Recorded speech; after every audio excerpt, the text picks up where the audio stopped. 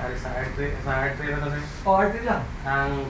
Yung R3 mo connect ni cancer no? Network 1 of network 2. Yes, tama. Kaya ang network 1 ay 200.1.1.0. Okay. Sa netmask 255.255.55.192. Yes. Yes. Dayan gateway niya 192.168.1.253. Yes. Dayan yung interface ay 1. Yes. Dayan ari sa network 2 kay 200.2.2.0. Yes. 255.255.255.240. Yes. Yung gateway niya 200.1.1.61. Yes. Ay, Eh, pili. 62. Kasi naging gateway ni mo para sa network 1 ni mo? 1. Yeah, sa O, gateway ni mo sa kwan ba? 192.60.1.53. Yes. Pareha lang sila Pareha lang gateway. gateway. Pareha lang sila gateway. Nagagawin niya mag-gate rin niya. Kaya ito magkamusunod dito sa 1 ni R1. Nag-password sir. Next time sir. I don't know password.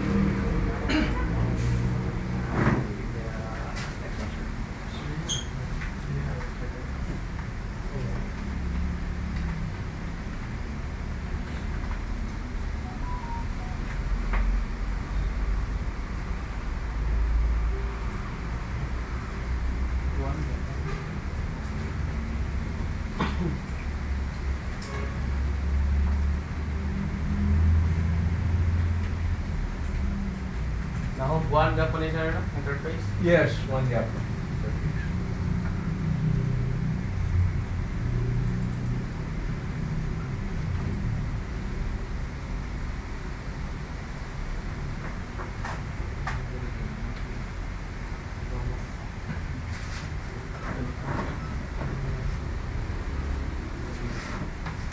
Dalawa naman ng mga Ryzen ng mga processor sa AMD.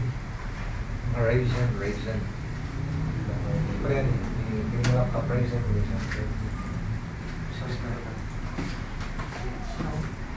AMD. Pwede ito mag isa Intel. Double Ryzen 5. Yung equivalent is sa mga i5 na mga 10 Gen. GB and R1.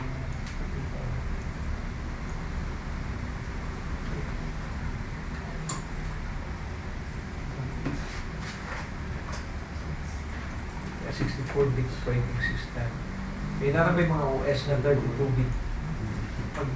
Pag ang machine mo is designed for 64-bit, tapos na-installan mo ng 32-bit na OS, what will happen is, ang imong machine, half lang sa power ang imong gigamit ba. So, makita niyo, ma'am, 32 ra lagi ni imong, naka-Ryzen ka, 32-bit ra lagi ni imong OS. Imo to, yes, wala nimo magamit ang full capacity sa imong machine ba. Imo to siyang i-recommend, ma'am. Ilisan natin ni ma'am kasi sayang ang power sa imong machine ba. Dapat 64-bit yun. Wala pa yung gawas nga kanang sa market nga kanang computer nga ginagamit lang sa kuan ba, mga home computers nga 1 to 8 bit, wala pa. Muna itong ginahulat ron. 1 to 8 bit na, pas-pas na siya. Pero sa mga specialized na mga computers, na mga ginatawag nilang mga supercomputers, tag-as kayo ni siya, sir. Pinibit niya. Kaya ani 8256, 512, ano ba? 512 bit. Ginagamit na siya sa mga kanang mga FBI, mga yes. Katungkol sa ilang mga applications, ma'am. Siyempre, kung nakay i-trace nga ngalan, pati mga fingerprints, nakakuha na sila eh. Naka-centralize ba? Ang matching, para dali ang tayo. Okay, ani ha? No, sa karoon, nung na ang pag-install sa inyong OS, first thing to do is check ninyo ang system if unsay mga components ang dili pa running. Meaning wala pang install ang drivers ba? Kaya ani? Dili ka, sir. Timon siya itong window icon natin yun. Back muna Close na niya, sir. Click na sa kilid sa kilid. XX lang na siya. 8 minutes. I-right click Tapos ninyo. Kinikinig mo. Right click. Yan ay device manager.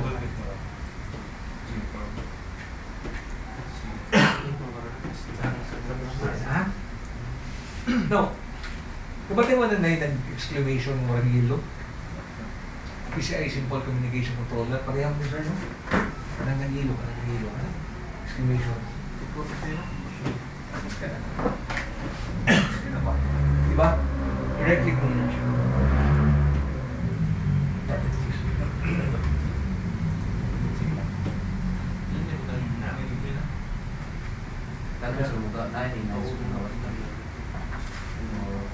Kuan, kung may mga instances na wala kayong gawas.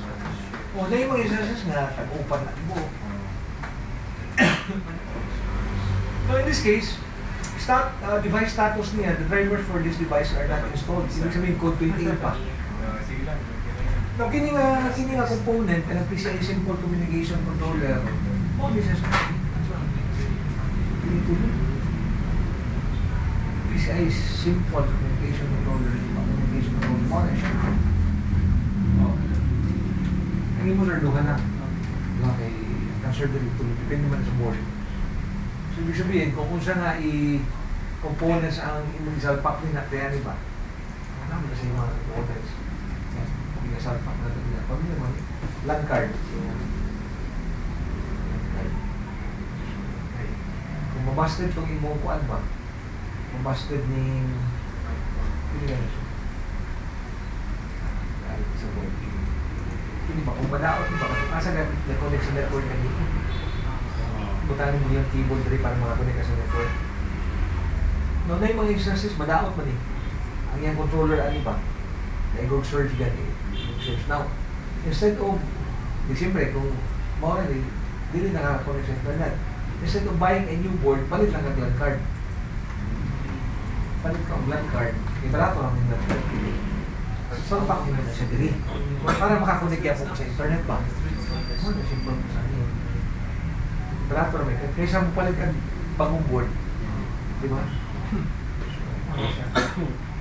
Pero, bisag mo na isang pack ron, palit ang baguan eh. Pero wala pa na imong ma-resolve, hindi mo gana gamit. Eh, ang imong port, hindi pa man siya functioning ba? Ha? Ako ha? Wala ha? Okay. Next, kinin niya dali. Tanawan ninyo ang quad sir, kanang inyong display adapter.